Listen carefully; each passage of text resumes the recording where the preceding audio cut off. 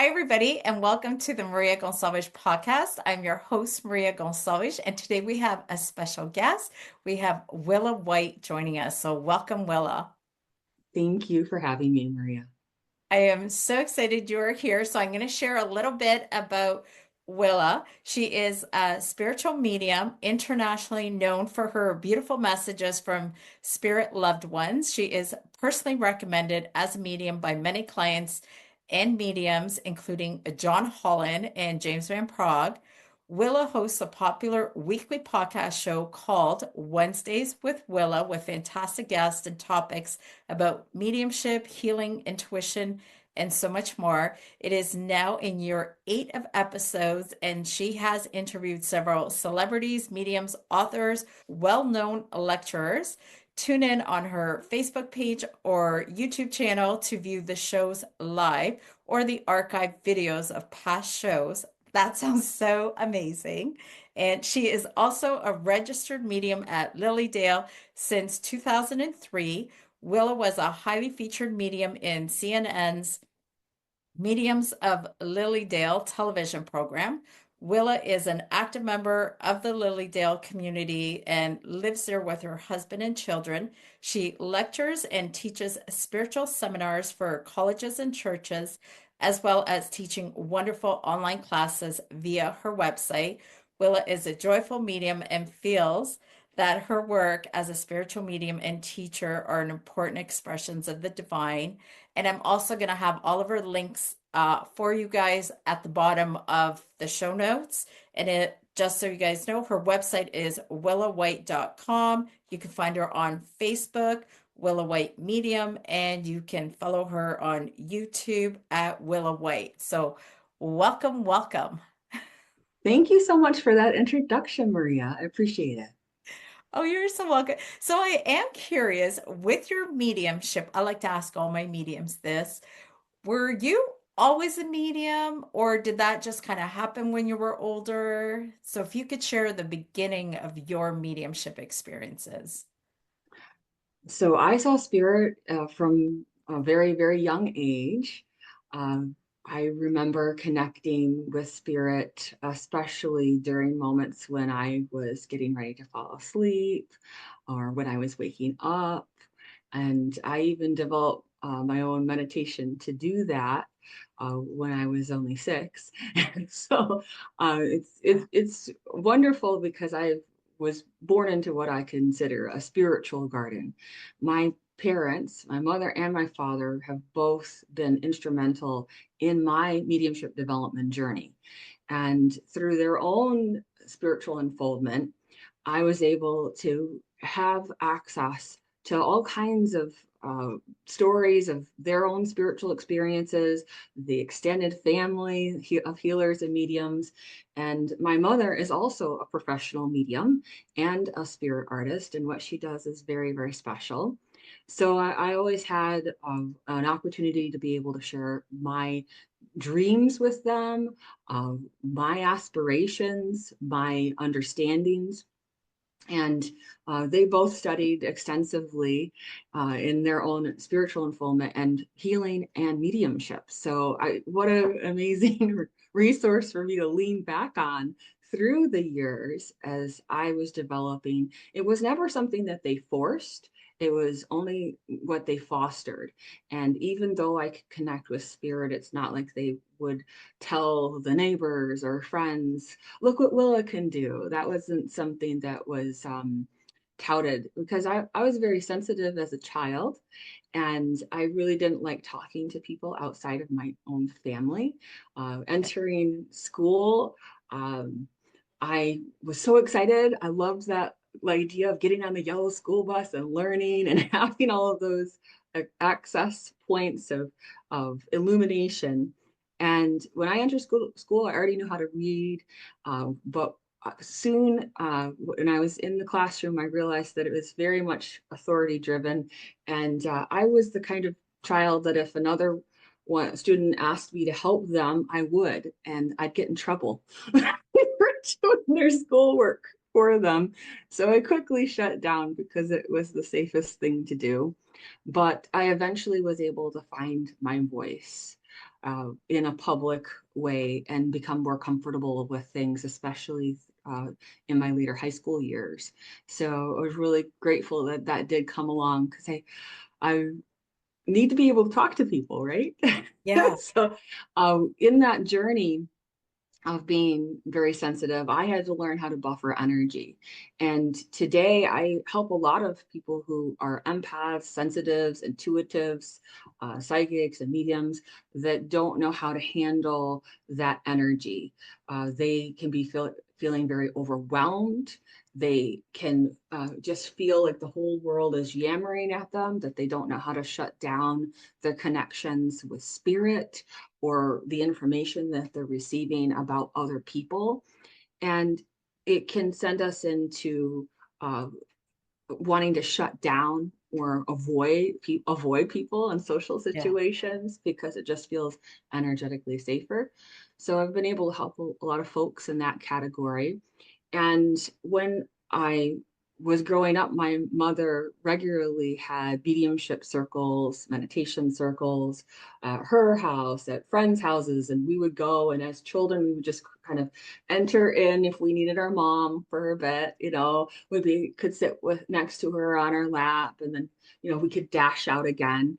And meanwhile, the moms are giving and receiving messages, and so that's the environment that I grew up in. And then as I was entering college, and my parents had been doing studying here at Lilydale, which is a very special spiritualist community that is the world's largest center for the religion of spiritualism and exploration in terms of mediumship and healing, located in New York State. And I started going, I'm going to go to church with you, find out whether you're getting duped, by certain things. Because along with being intuitive, I also had a very analytical brain, which served me well in school situations. But I had to really embrace going with them. And that from the very first day I set foot in the spiritualist church here in Lilydale, the Church of Living Spirit, which is located in the Assembly Hall. I felt I felt God was present there. And I could see God in other people's faces. And that's what I look for. I look to see that soul, see the divine presence, because I grew up sensing that within my own family and in nature. And it was such a welcome thing to see that among people. But then from that point, I started attending mediumship development circles along with my parents in Lilydale. And quickly was able to grasp things, do things that came very, very easily to me. So while I'm busy getting my college degree, I'm also studying at Lilydale. And it just sort of snowballs. And I'm like, okay, I'm a certified healer. Okay, I'm a certified medium. Okay, like it just sort of kept going. And it was something that came naturally to me, easily to me.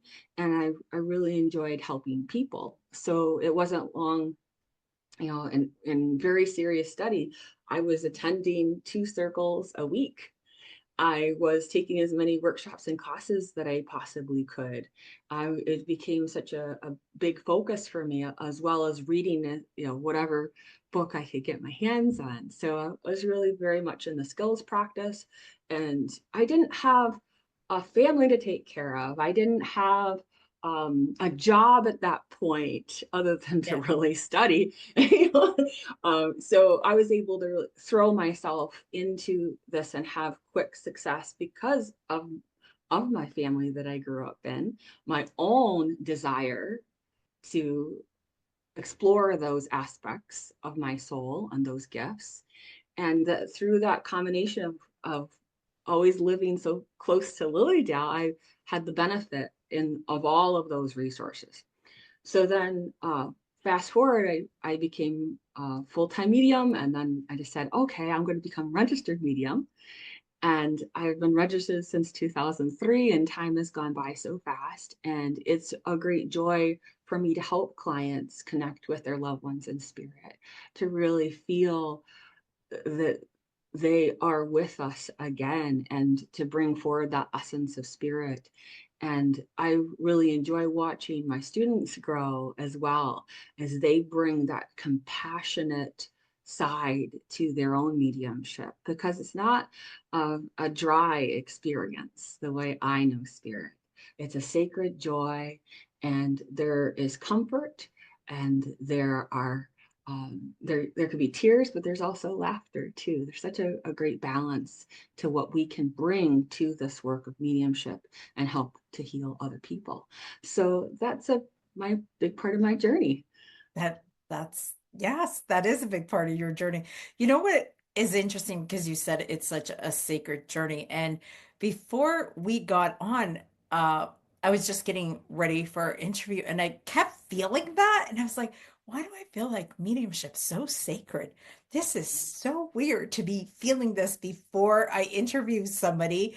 And I'm like, okay, so it's your energy, your guides, because I was already feeling that before you popped on. And I remember thinking, oh, that's odd. Why am I thinking that? Now I know. Now I know. Yeah. I am curious. Did you grow up on Lilydale? Like, did you live Not in at Lilydale, but I've always lived 20-25 minutes away from Lilydale. Yeah. But after a lot of the study and becoming registered medium, I moved here, and this is where I live with my husband and my children. So, like I said, I didn't have those components in my life. Yeah. And I've had also learned so much about my own energetic balance. Definitely, it's always been about quality over quantity. And so I learned very, very early on, even before having husband and children, that I needed to pace myself energetically. And mediumship work is not for everyone.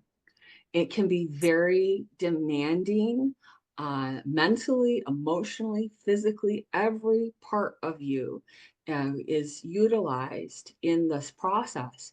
And if you don't know how to balance those things, you're going to veer off very easily. So I was so grateful that I had that already in place for myself. Yeah. And then, with the family connections of my building my own family, it's great to have those needs. It's okay that they need me. It's Yeah. oh it's good because it takes me out of just being in the right brain all the time. I have to Yeah. be the problem solver, left brain person. I think so often people, when they throw themselves, I've seen this happen so much, is why I bring it up. Yeah. They throw themselves into their development, and they don't have good left brain activity going on at the same time. So they can become what I call woo woo. Yeah.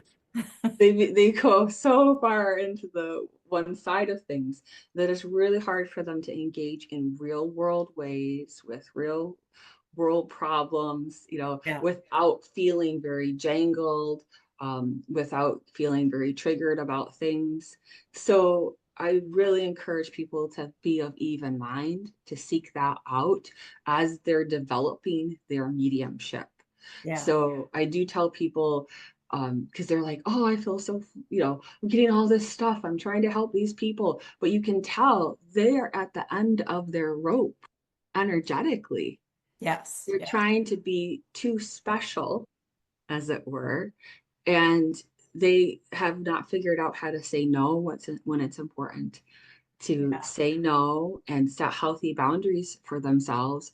And then they wonder why they feel like they're taking their car into the ditch, Yeah. their physical vehicle. So that's why it's one of my soapboxes, I guess I could say.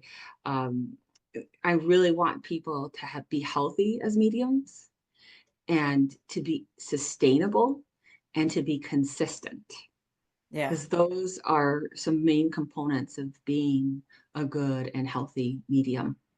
That's super important. uh balance, because I remember in the beginning of my mediumship journey where I wanted to please everybody, Right, get right. burnt out, and then learning boundaries, and then realizing too, I had to realize for myself, I'm not everybody's medium. There So you go. again, the Yeah. boundaries. And I feel Hmm. a lot better, like healthy. mentally, spiritually, because you're not trying to be everything for everybody. It's like you're stretching. It's that elastic band. You stretch, stretch, and then it snaps, which is not good.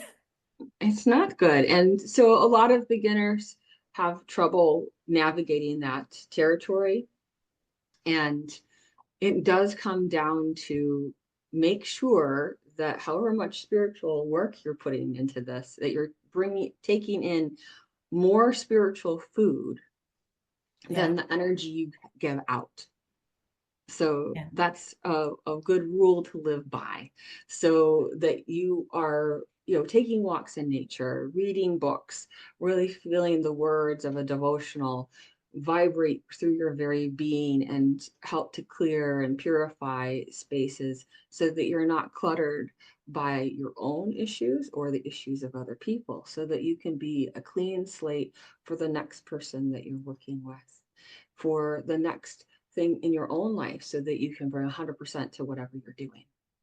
I find too, because I'll hear this within the mediumship circles and students. It's like, I joined 5 circles, Maria. I was like, oh my goodness, that's 5 is a little too a much. lot.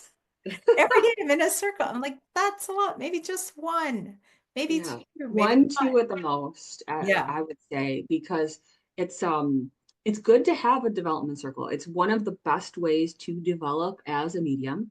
That's why I teach my students in a weekly development circle, so that mind, body, spirit, once a week, when we meet on Zoom, for Yeah. they know that they are aligning for that purpose. They're attuning to spirit, and they tell me all the time if they miss a week, they feel really weird. It'd be like if you were used to exercising or taking a walk every day or something that's Yes. crucial to your own self-care routine, and you don't do it, you feel a little off. It's Yeah. that way if you don't go to circle, because it feels so good to be in that space of It spirit, does. that vibration of love, and to know that you're very much in that moment of now, in that enfoldment, say that sacred place of being with a peer group of people who are like-minded and like intention when it comes to mediumship. That Yeah. you're there to successfully support each other and to connect with spirit. So Yeah. yes, a weekly development circle, one, maybe two, if your energy and schedule allow. Yeah. I find, and this just from my own experience, because I've taken a lot of courses, done a lot of progressives, but I found it was the weekly circles that were I don't know, like that were super important within my development, because it's like you say, you show up for spirit every week. And the week that I couldn't show up, I didn't feel good. Even though I'm in Right, progressives, I was like, right. because that's a consistency. It's like every 5 days, I know I'm going to be here. Every 7 days, it's like, Yes. I'm being here. And all of a sudden you can't be there. And you're like, I feel off. I'm not with my community. And there's a community too. There is a community spirit, a tribe, or how, a soul group that starts to form with people. And it's nice to be with people who are nice. Yes, yes.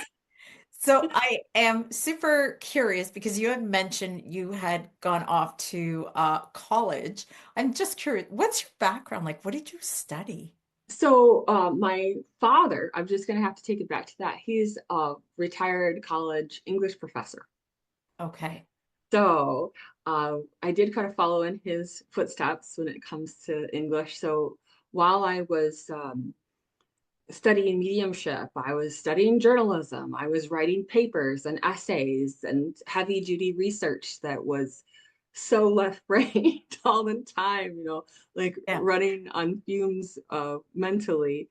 So I actually graduated early from college because I put my pedal to the metal, and yeah, I got my degree in English. And Oh, that's it's awesome. funny because I also have a degree in communications, Yeah. and these, while um, some would say, well, you don't really use those things.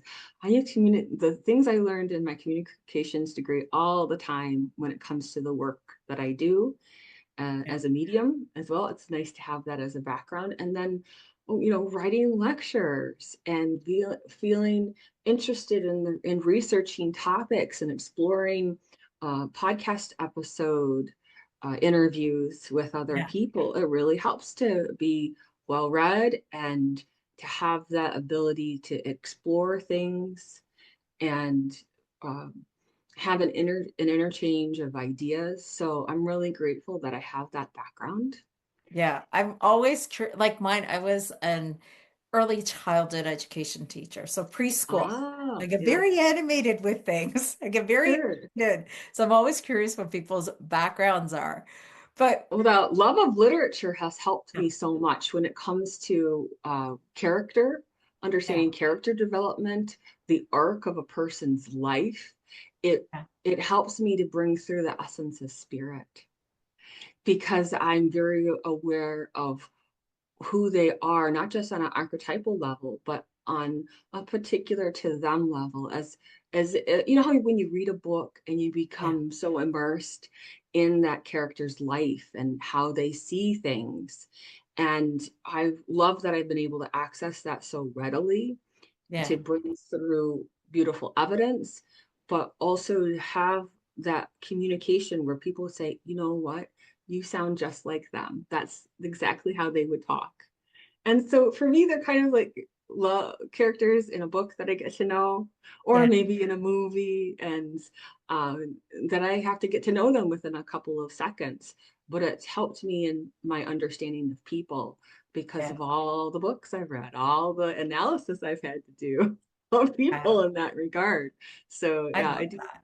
But with Oh, early childhood development, really understanding where people are and how their youth has shaped them, I'm yeah. sure it comes up at points. Oh, it does. I find I get very animated and then I'm like that. It lets your inner child come out to play. And it's like, but Sure. why? But why? And it helps with when you're learning to develop mediumship too, because you're like, because I question all my mentors that probably drive them bonkers, but it's like, well, why? Like that doesn't make sense to me. Like, why? I am that student in the class. They'll be like, but why? Like, why? Why? Like a 2-year-old. like Like, why? like a little kid. Yes, like a But little why? kid. And I think that's fun and it's healthy to question mediumship and question your journey. Yeah, and everybody's going to bring their own personality and their own background to their Yeah, mediumship. In my case, it helps me to understand things that I've never had to personally experience. yeah, So sometimes people think, well, they won't be able to understand or empathize with something unless they have actually gone through it themselves, but that's not the case. yeah, That's not the case. We can definitely um, understand to the best of our ability and compassionately deliver those things and hopefully stay in a compassionate detachment mode because I'm a feeler. So if I yeah, have to feel someone's story, I feel it sometimes as if it was my own. yeah, So I've had to work through those aspects of self and know what is me, what is them, and be very well aware of that division and return to it. But I'm glad that you do ask why. I think it's important. I am one of those mediumship students myself. yeah. You need to ask why. And then that's good for mediumship development when you're connecting with spirit Sure. and just talking to your spirit team and stuff. And sometimes it's not about asking why. I will say Yeah, there's on the other side of that coin. yeah, Sometimes you just have to wait and for it to unfold to make more sense. It's fascinating to me because the way I teach my development circles, we learn some of the same things each time we do a series round, and then I sprinkle in new things. yeah, It's very much that spiral learning approach. And it's fascinating to me how some people are like, it's a totally new concept to them. And I'm like, oh my gosh, but we've done this 3 times with this particular student, right? But it's somehow it clicks differently. Just like when yeah, you read a book and then you put it down and then you read it again and you're like, these are things I didn't notice before. So yeah, sometimes we have to wait for the next thing to come around or tuck it away in our back pocket. And it's a tool, it's a yeah, method, a technique that we're going to be able to utilize another time down the road, especially if it's not something that clicked with us or that we mastered exactly in that moment. So we can ask why, but sometimes we need to not ask why and just do. And just surrender. The That's right. hardest thing to Surrender, do. trust. And one of my mediumship mentors and teachers, she commented, Willa, you have no fear. Yeah, You're not afraid of spirit. I said, absolutely not. I'm not afraid of spirit. So that I can leap off the cliff, as it yeah, were, and know that there's a safety net there for me, that the universe is supporting my journey as a medium yeah. and is going to provide me with information in a loving way to help the client or sitter. So how does your mediumship work? Are you more clairsentient? Like, how does it work for you? I'm I curious. am strongly, I utilize all my soul senses. Is what I call them. All the clairs, those are Yeah, soul senses. Now, I am strongly clairsentient, which means that I feel spirit. So I can feel physical problems that they would have had prior to passing over, how they felt mentally, emotionally, how they react to things, their tone. It, maybe I would look down at my own body and go, those are not my legs, yeah, or these are not my hands, or sometimes I can see them in my mind's eye um, outside of me. Sometimes I can feel them overlapping with me. A lot of times with clairsentience, we're also able to access seeing by feeling. yeah. So those are great ways. My other, because they're kind of co-dominant, claircognizance. I get downloads from spirit. So I don't know why I know. I just know what they're talking about. Brum, brum, brum, brum. And they're telling me this is going on. They tell me they're noticing this around you. And this is how they felt about this person when they were here on the earth plane. And this is how they are version 2.0. So Yeah, it just, I just try to pay attention to the conversation yeah, and flow into whatever their story is.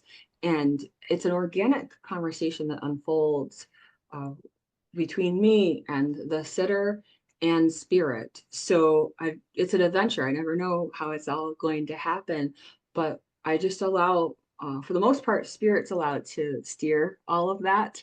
But yeah, I do give my clients an opportunity for questions.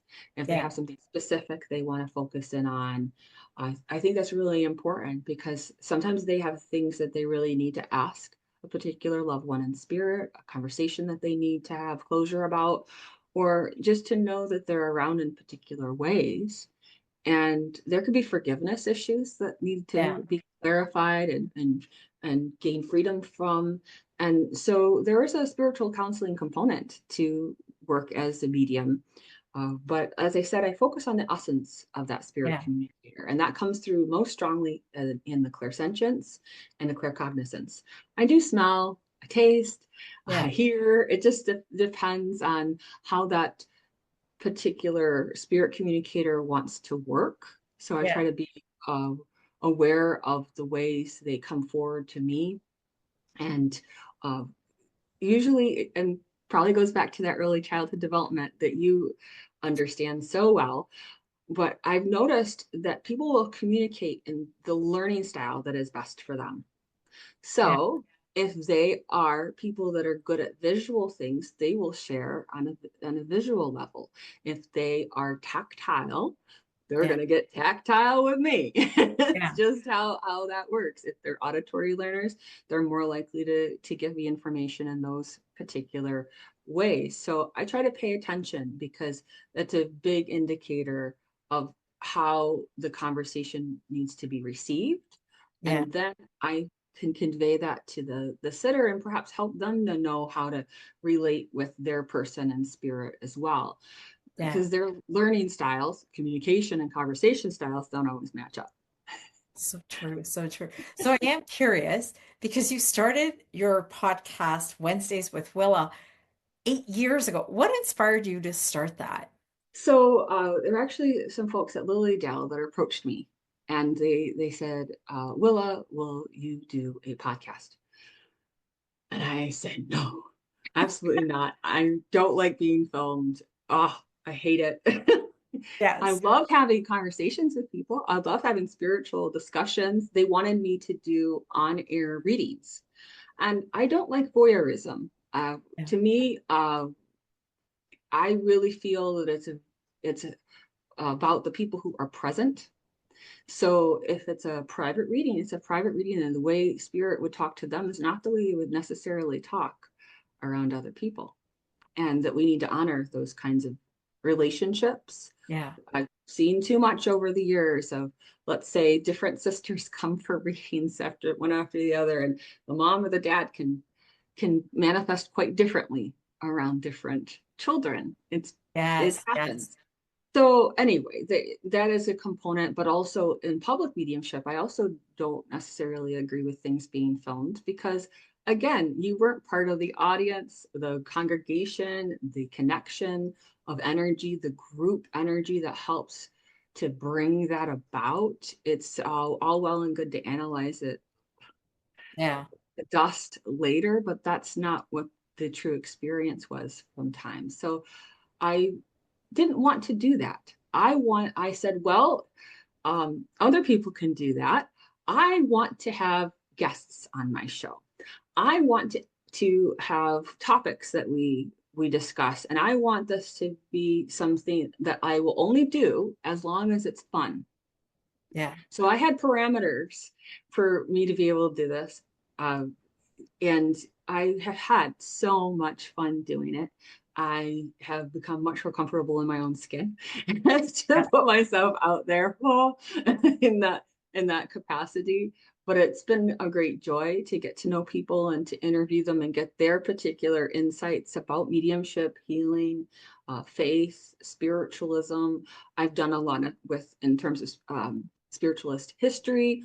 I've done a lot of tours of buildings and places here in Lloydale.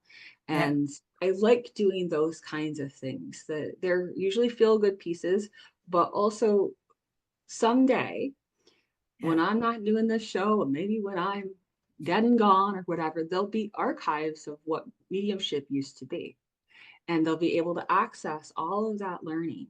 And it's already a treasure trove for people when they look back at the archive videos of the show. They tell me how much they really enjoy learning in a solid, reverent way about spirit communication, because it's not about spook and boo, and it's about real people having conversations with their loved ones in spirit and bringing that family reunion about and helping people to understand, oh my goodness, if I can connect with the the souls of my loved ones, then I have a soul and Yeah. I'm going to live my life in a particular way now. Yeah. So there are discoveries, lots of layers to all of this. And doing the podcast has been such a wonderful thing to bring those insights to other people.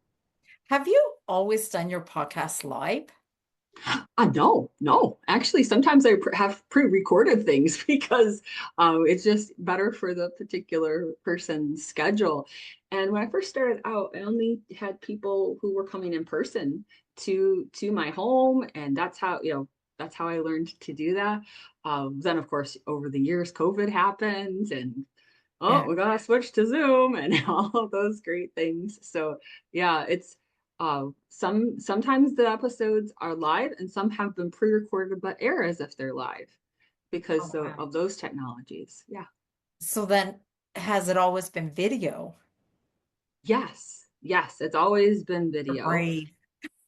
because I think people they like to see you, even if they're. I've had people tell me that they sometimes listen to the podcast while they're driving. They're not watching me, or Yeah. they might have it in the kitchen playing while they're cooking, and they look over at me, and they like to see the interactions between me and the guests, and especially the warmth that Yeah. develops and the eye contact that can go on when they're sitting next to me or on Zoom. They can feel that for themselves, and I really want them to feel like they're included in this conversation. Yeah. Like you, the viewer right now, are included in this conversation just because you're watching. Do you That's understand true. that? Yeah. Right now, because there's a place in you that isn't just the about the voyeurism, right? there's a place in you that's resonating with what we're talking about, and being of the soul, because you're here with that level of intention. You're not here with the intention of the analytical mind. You're here with the mind to enjoy and to learn, and you're here with the right intention. Yeah. You I see will the say quality of that. Yeah. that I agree 100%. Going back to the beginning of your podcast, I remember when I started I was the first few episodes, there is no video. I was terrified to be seen. So congratulations that you took the plunge and you're like, I'm going on video. So now I am wondering behind the scenes, any bloopers, any like, oh no, the mic fell apart, anything like that, or it was always smooth. That has never, the mic has never fallen. I started using my phone. Someone taught me how to do this. Well, if they wanted me to do a podcast, they were going to have to show me how to use the technologies, right? Yeah. And so I still live in a clapboard house. So it's the only reason I know what to do is because someone has taught me, and I'm really grateful when it comes to having those tech people teach Yeah. me what to do or to troubleshoot. There have been occasions where Zoom decided to upload right at the moment. No, or Yes. when or switching to StreamYard. That was last year when we all were doing that. That was tricky because StreamYard can act up. So yeah, there are all those kinds of things, but But here you you just are, you roll with it. survived. Yeah, you roll with it. You learn not to get too head up about any of that sort of Yeah. thing. So Spirit has looked out for me, but also I do exactly what the tech people told me to do.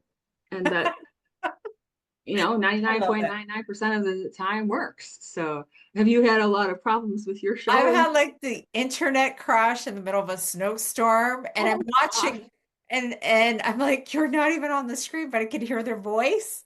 And it's like, Oh, okay. Eventually oh, they'll come no. back and we'll let them know. Well, I mean, there can be tech issues. I mean, Yes. it's a In storms, in storms, there could be yeah, things that are rolling through, Wi-Fi could be going out. You just roll with it. you do. It's And then my dogs will join or people's dogs will join. And I love it because they'll be like, I'm so sorry. I'm like, no, we love puppies. We love your cats. We love your animals. Let them join the interview. well, it's so funny because I remember the first time, after we switched to doing Zoom, one guest, her cat walked right across the screen, all proud, all tail. So, it's one of those things you just, I again, love you it. roll. You I roll with love it. If our animals want to join, go for it. So I was going to ask you, what is your favorite part of Lilydale? Like when I was there, I only went Gosh, I once. can't I can't I choose only that. went What on earth? once. Question out. You The have a favorite part favorite of it, part? I I have to say I love so much. I love the fact that when I step out my door, if I turn one way, I can go down to the beautiful lake. And I really am a water girl. I love seeing water. It makes me happy. It Yeah. balances me out. I love that. And there are times in the summer where the water is like glass. I mean, we're talking like it's a pure mirror.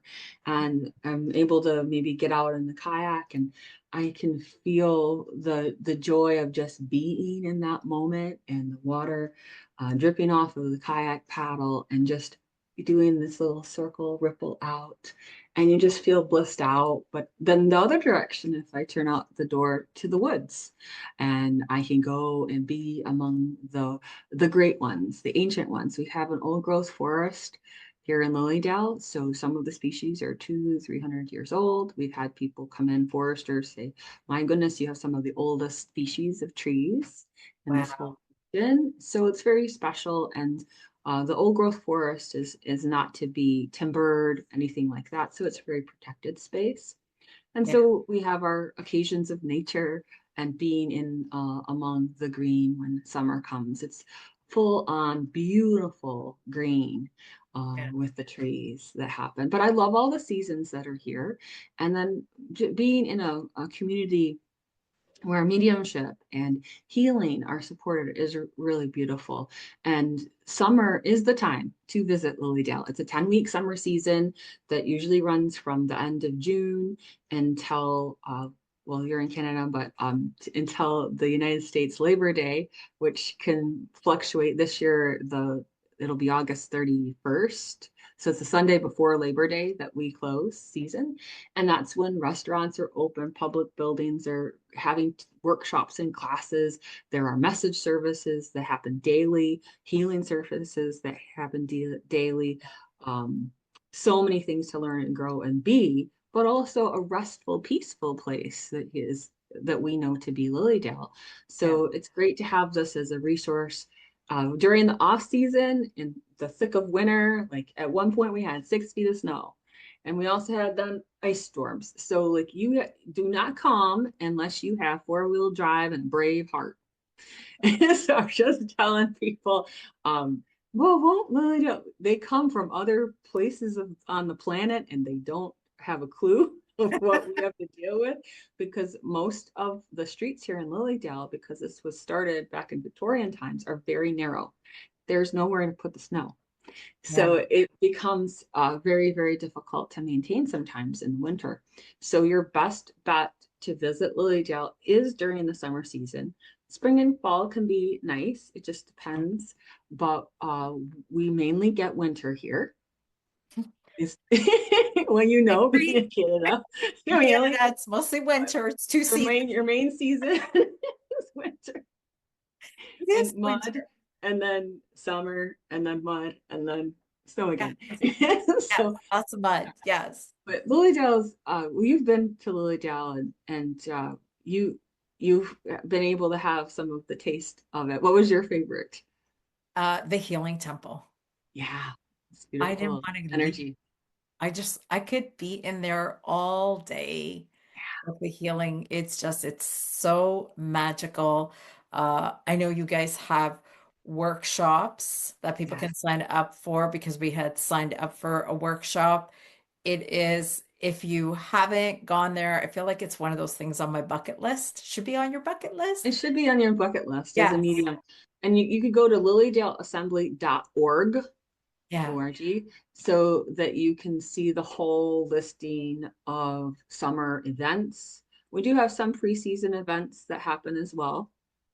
But during the summer season, there's a gate fee for the day, and there are guest houses and there are hotels to stay in. Yes. Yeah. So it's not like you can't stay on the grounds. So Yeah. you absolutely can. And just don't wander into anybody else's house. There was a rash of that some years back, because they were like, oh, I just thought they were all public buildings. What on earth? Like some Yeah. people don't have. There are real people that live here that support spiritualism. Not everyone here is a medium, and the only people who are allowed to give readings on the grounds of Lilydale are those that have been tested and approved by the Lilydale Assembly. And they are then termed registered medium. So they'll have a sign out in front of their house with their name and medium. But I strongly suggest that you book an appointment in advance. I myself get booked out. Yeah. So you can't just come and arrive and expect that you're definitely going to get a reading with a medium. It's not like a psychic fair Yeah. situation at all. It's something you want to plan ahead with. But you can certainly come for the day and not have a booking with a medium and just go and enjoy the message services, the healing services, and the other events that are going on. Because sometimes we have evening events that are really fun and all kinds of mediums that come from all over the world to teach Yeah. here Yeah. and to be part of this beautiful energy in place that's been here for so many years. And so, yes, I highly recommend that and your own mediumship journey that you visit Lilydale. Very, very special place. Oh, I agree. And if you guys go on the website, because then after we didn't realize, after we're like, oh, we missed that. That was the weekend before. We should have been here the weekend before. Because you guys have amazing activities every weekend. And Oh, we yes. just drove up. But there's always activities happening, and there's like gift shops, there's food, Yes. uh, there's the houses are beautiful. They're cute. It's a very quaint village, is how I would put that to you. Yeah. And I think it's pretty simple how it's laid out. And there's usually a map in the book, the workshop Yeah. guidebook and there's going to be a map pullout this year that people will be able to just take with them to Yes. that they We can had that because there's a yeah. lot to explore. So we're coming to the end of our interview, and I just have Yes. one last question. I like to ask all my guests this question, and it is for those that are aspiring mediums and they're beginner mediums and they want to get into this work, but they're so overwhelmed by everything that's out there. Yeah. What would you recommend step one be for them? So step one is start to get a handle on your own energy. Do self-care. Because you don't want to necessarily go into classes and feel all in that overwhelmed energetic space. If you can educate yourself more about healthy boundaries without shutting it down. And then Lilydale is a great place to learn, but see if there's some place local that you can connect with that has a spiritualist church, or find a community online with someone that you resonate with, that you can learn with, that it would be a mentor that you have kind of said, oh, this person, I intuitively feel drawn to connect with this person and to learn from them. And that, I think that's just where you need to pay attention to what your own guidance system is telling you. Books will only take you so far. As I tell people, you ultimately you have to go ahead and get in the pool. I mean, we could talk about swimming, we could read about swimming, but you kind of have to get in the water and learn how to breathe and how to acclimate and what different strokes take you where in the pool. And the only way to do that is to get yourself into a development circle and get in the water for skills practice. Know that you might not be great initially at things because you're learning how to open those energy centers within yourself and learning how to trust spirit. So that is a journey. You have to be patient. I tell people this is not about instant mashed potatoes, just add water. The real mashed potatoes taste very good because there's a huge process to all of them. And of course, butter is really good too. Yeah. But there are all these, we have to be patient when we do things. And I do tell my students there are two main ingredients for mediumship development: right intention and right practice.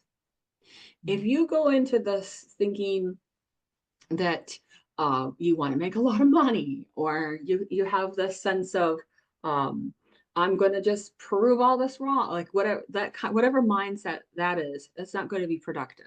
But if you go in with an open heart and you say, I want to see what I can do with this. I may not be trying to be a professional medium, but I want to understand this more for myself. And if along the way I can help other people, great.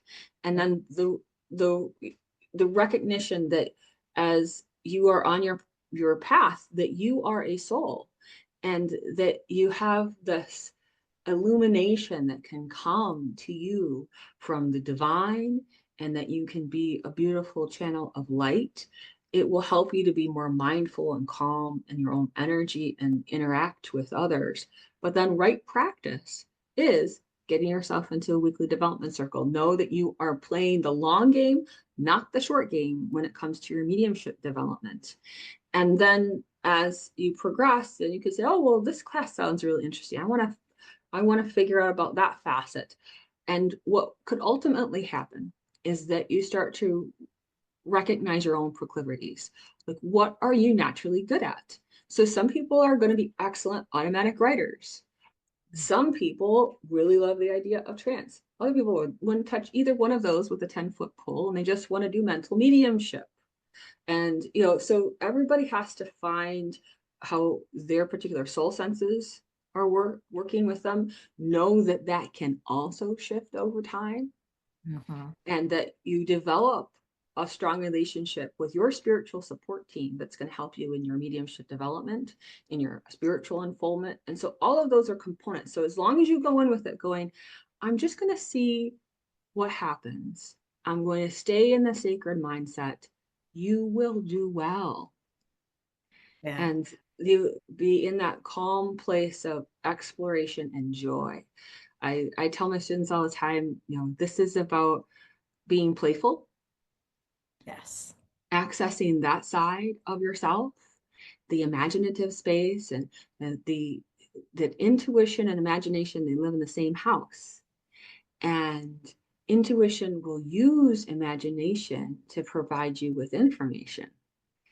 Yeah. And we have access that place again that we maybe access so well as children. Yeah. And now we've got to access it to bring through something that, even if it doesn't make sense to us, makes perfect sense to the Yes. sitter. So it's a joy, but I just keep that process in mind, and know that Lilydale is a great place to develop in a lot of online classes that are available with Lilydale, myself, other mediums as well. And you may have to try something on for size for a bit, That's right? yes. Yes. And see if that's the right fit for you and in your own development. And with other things, you're going to say, I gotta wait on that one. That one I will do when I feel my energy's more steady, Yeah. or when that I really feel the interest of that. I feel like I want to go into this category of things. Yeah. So yeah, that's what I suggest to people as they're I developing. love that. It's like follow your heart, follow your intuition, Absolutely. follow your heart. Yes. And once a person has been developing for a while, sometimes it's helpful for them to get a spiritual assessment with a medium who knows how to do those things so that they can kind of steer into the next thing of uh, of what they can do, maybe access things that they hadn't thought of in terms of their own talents, their gifts and abilities. But ultimately, you need to listen to your own soul. You need to be able to say, I am willing to give over to the divine and know that I'm in a beautiful process, that it's unfolding in divine right timing, divine right order. And so many people, they might be getting a little impatient because well, why can't I get information like that? And well, must not be time for it. Maybe you need to practice some more. Like again, there's that mindset of I may have belly flopped in the pool with that one, but I want to get back up, and I'm going to give it another try, another moment. Yeah. So there's a resiliency that people have to build Yes. energetically, and sensitives is really hard for us. Again, the people pleasing, but also we want to please ourselves. And so Yeah. the ego is always analyzing, and it's good to have self-awareness, absolutely. But we don't want ego to be trying to do the mediumship work. We Yeah. want our soul to be doing the mediumship work. And I do say this to my students too, that unless you have imposter syndrome, uh, every 18 months or so, you're probably doing something wrong.